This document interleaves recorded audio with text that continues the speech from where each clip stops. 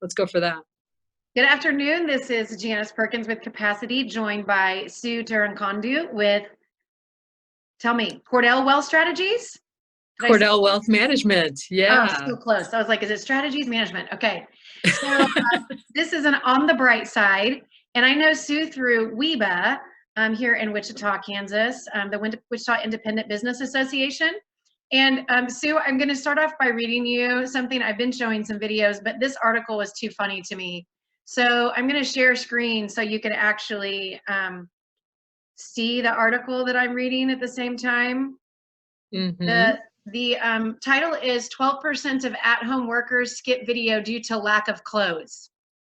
So apparently they've been taking polls and 12% of the respondents admitted to keep their video cameras off because they listen to this, because they were naked or only partially clothed. Like, this is what? The company also said that 44% of those surveyed admitted they dressed in more professional attire specifically for video meetings. Well, of course.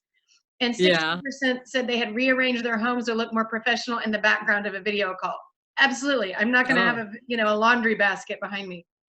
A total of 11% of respondents reported seeing something they considered unprofessional in the background of a coworker's video call.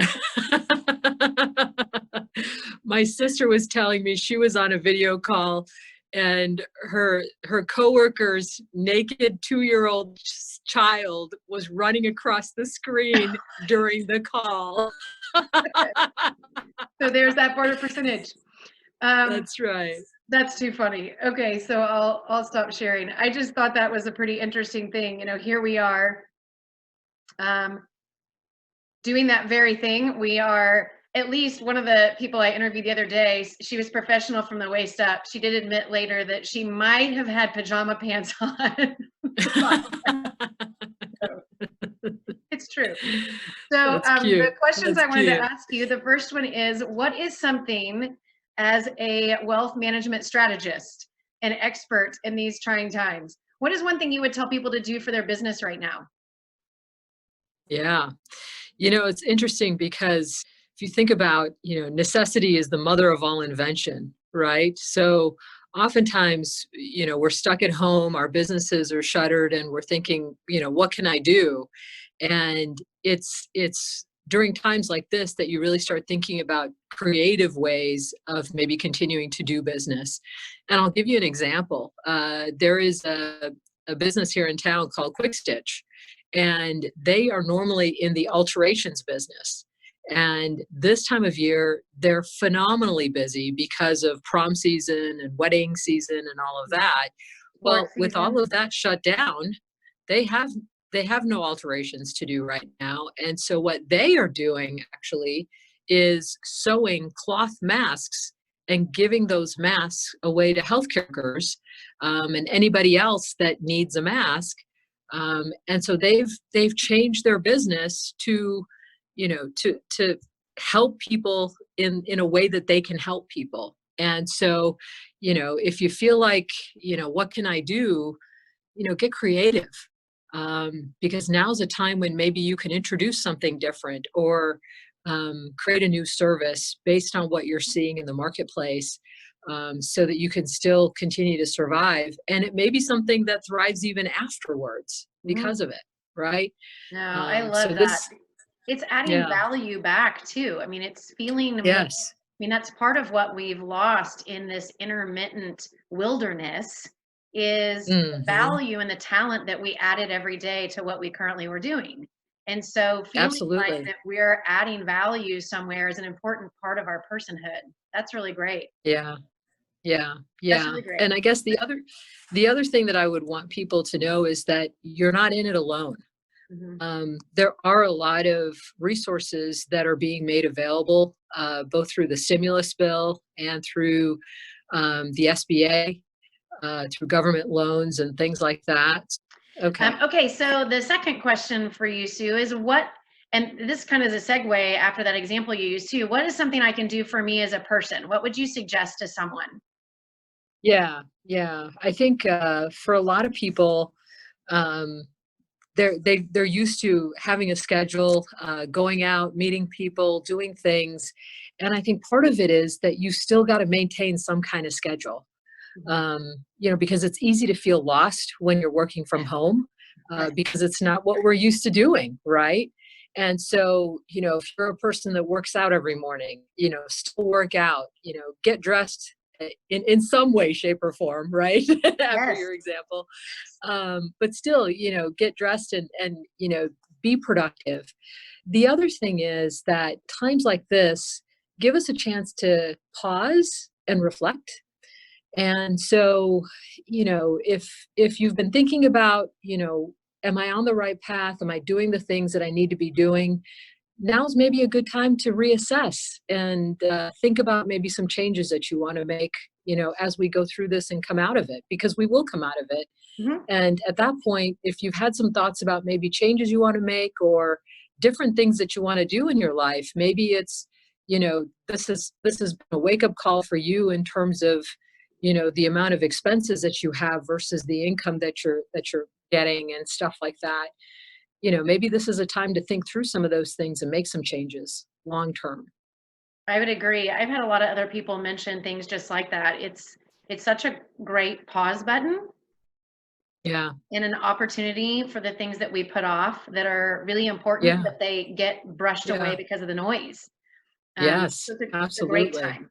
So tell Yeah. me then, the third question is, what could I do for relationships right now? What's a suggestion that you have for me and other people? Oh, absolutely. So, one of the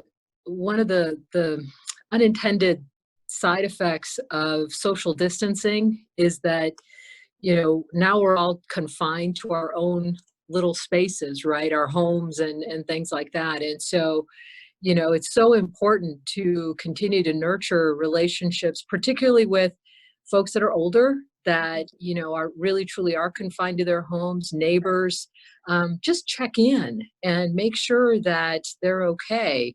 For those parents that have kids at home, this is a whole new world because they're having to manage the kids and manage work at home. And so, be gentle.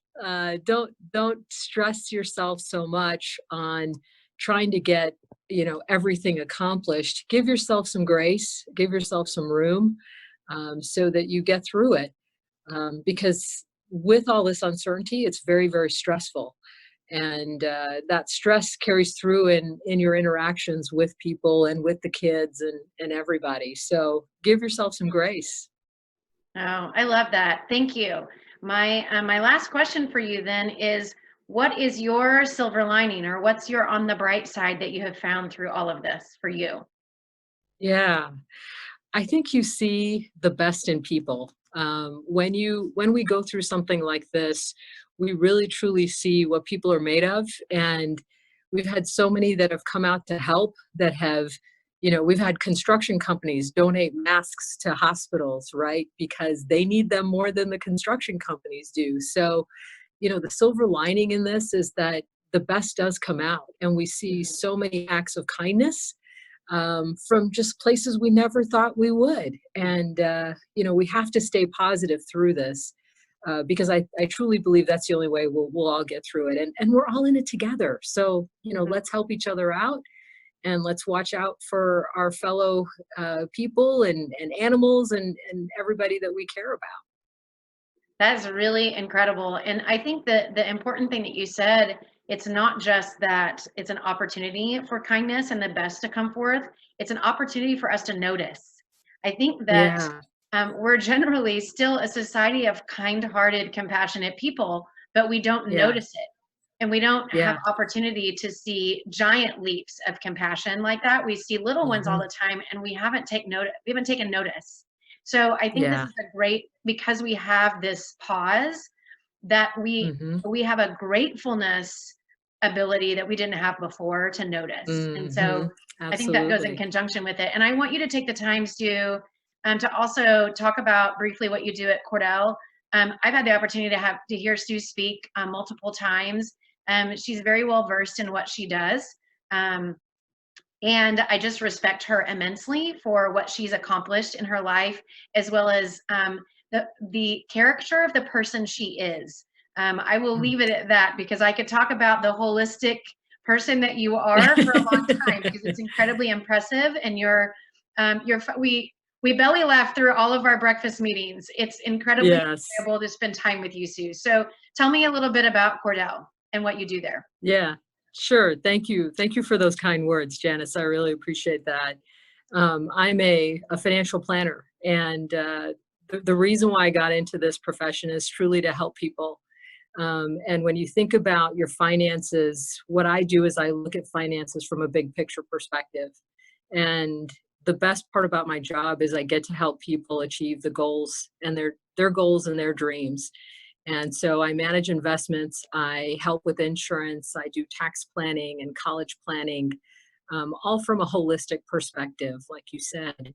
And that truly provides the best overall results for the people that I work with. And I love that. So at the end of the day, for someone to say, thanks, you really helped me, is really truly the reason why I do what I do. Well, So and thanks for giving me the opportunity. you're welcome. You're welcome. Thank Yeah, you for your insight today. I knew you would have a very unique perspective because of your yeah. humanitarian outlook. I'm glad that you shared that with us today, and the ability for us to have a new opportunity to look on the bright side. Thank you for joining us today. Absolutely. Sure. Thank you, Janice. Appreciate it. So there's less buffering because I'm just not moving right now. Okay, I'm gonna